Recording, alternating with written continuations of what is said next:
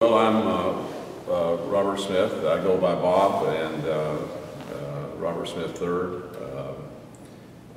My career has been varied. I went from Texas A&M into the United States Navy and spent a total of 35 years in the Navy, most of it in the reserves. The last 30 years, I was 5 years active in the reserves, and then I came out of the Navy and went to work for the Federal Reserve System, and I worked for the Federal Reserve up until just a few days ago, and retired after 43 years in the Federal Reserve, and I had a total of 35 years in the United States Navy. And you know, you wonder, I had a kind of a night career and a day job.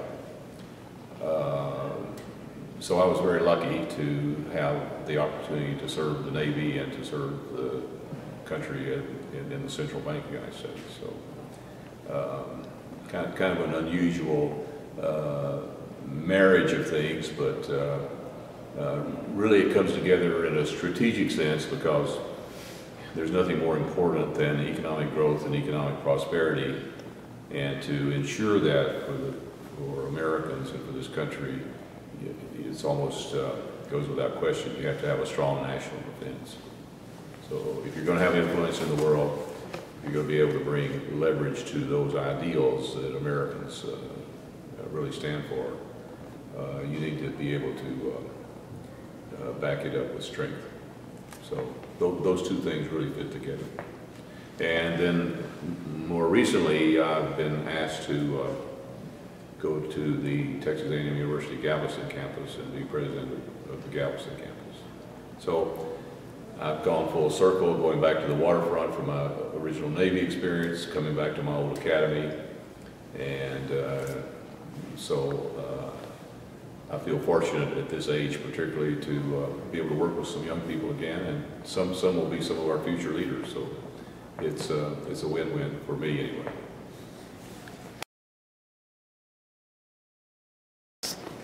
Well, I grew up on an East Texas cotton farm in Rockwall County, and I assumed when I was in high school and all I'd come back and help my dad farm, but I would say that the scope of our operations probably, by the time I got out of A&M, were not that large to make it an economic success going forward. So I thought that the business end of agriculture would be something I wanted to do, and I thought the greatest job in the world I could do is work for the Texas Cotton Ginners Association, and but I had to go to the Navy after I got my commission, so I never did get to come back and work for the Ginners Association. But I got a job with the Federal Reserve System, so that worked out well. So ag economics was, a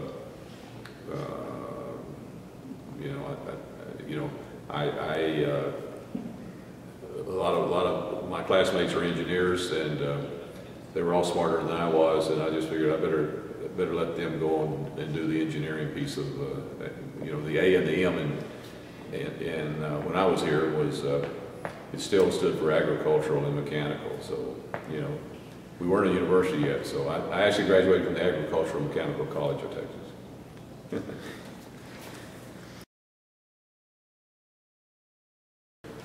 I think the most important influence I had, and you'll have to understand that we were all male and all military, and I guess the Corps Cadets was, there were about 5,000 to 6,000 of us in the Corps Cadets at the time.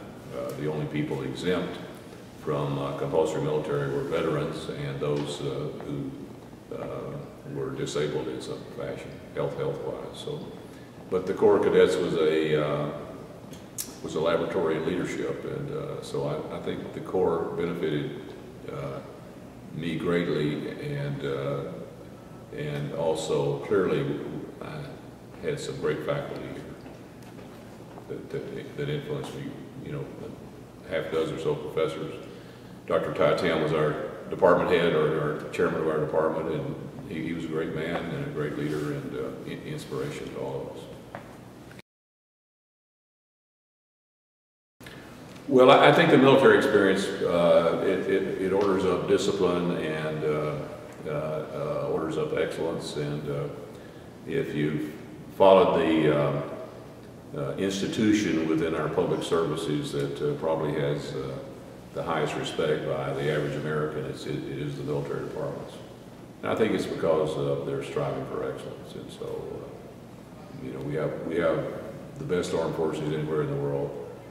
They're better equipped, they're smart, and they have the finest leadership of any organization. Well, sure. Well, I think the two most important attributes people can have is courage and decisiveness. And for students going to match my success, I think you have to show up. I think you have to be engaged, you have to participate. This is nothing you haven't experienced before, but you have to kind of, nothing ever really gets fixed. I'm a strong believer in continuous improvement. You usually have to change things to improve. And so you have to get up every morning and redo the fight, start the fight all over again. The notion that, I'm going to work all day and finish it off today and then kick back for a while. I think you just have to be very persistent and keep at it. And along with that has to be a very clear respect for others. I like the metaphor of the turtle on the fence post. That turtle didn't get there up on the post by himself, and so all of us need help and support. It can't be done without the support and help of others. So that respect for others is important. Also, you have to respect what they need. As a leader, you have to find out what people need and try to get it for them. So respect for, a deep respect for others and a deep respect for what they need to do their jobs.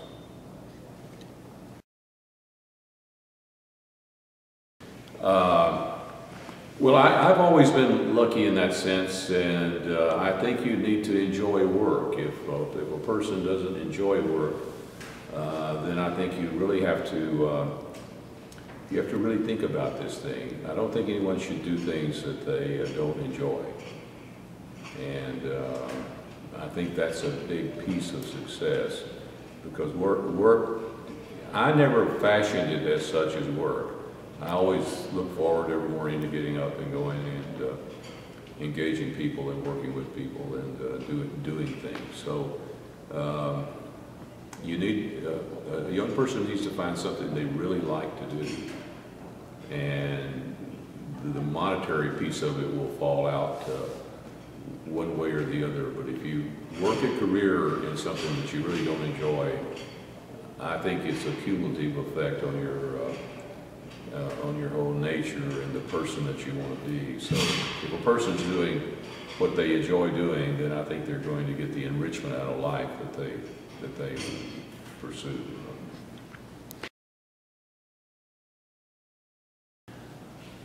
The balance, there's a lot of discussion about that. Mary Sue and I were not blessed with children, and I've had the opportunity to travel all over the world at one time or the other. But you have to have support from someone, and I can say in her case, she really supported me. But I think the profession or the pursuit that you have has to, you have to establish priorities, and it's not putting the family in second place or first place. You just have to have a balanced piece of that. But you can't provide for your family unless you're successful at work and you're happy about your work. I think quality is an important piece of it. So the quantitative piece sometimes, I think, gets counted sometimes too much by some people. Oh, well, that was a very prideful time for me when I was inducted into the Timm Honor Registry. As I mentioned earlier, he certainly was a great man and was a great leader here in the College of Agriculture and the Department of Agricultural Economics. So it's a great honor to be listed with particularly something that has his name attached to it, and the other people who have, studied agricultural economics. The success of the department speaks for itself. There were probably only about, when I was in school, there were probably only about 70 students in the department. Now I think there's in excess of 800 or so students in the department. So it's been very successful.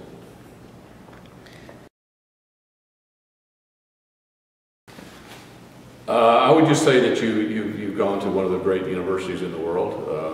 Probably the top 50 universities in the world are in this country. Everyone wants to come here to get their higher education. There might be 2 or 3 out there around the world that have this level, but I think the students here need to. They've been very privileged to go to this institution. Sometimes we're not as well known as we should be, but A&M graduates have distinguished themselves all over the world. Certainly in our college, people like Professor Borlaug, who really, it was a game changer. We have a game changer going on right now in energy. George Mitchell, an Aggie, basically pioneered the discovery of how you can extract oil and gas from the shale formations. And so if you look at all the things that have happened in the world in the last number of years, A&M graduates have been first, up in the front, the lead. The miners in South America that were rescued, here again, an A&M person in the mining business was leading that. And that's not even speaking of our military leaders who, have been up front and led this country. So, if I can say anything to the students, I would say, be very proud of your university. Next week I will come and participate in my 50th reunion. It's the only University of Higher Education that they will call your name when you come in, and then again your name will be called when you go out, so to speak. And so when you pass on to your next life, this university has a dignity and respect about it that each individual is very important. And if I can say anything, if those of you who are capable, and when the time comes, give back to this school. It's a great school.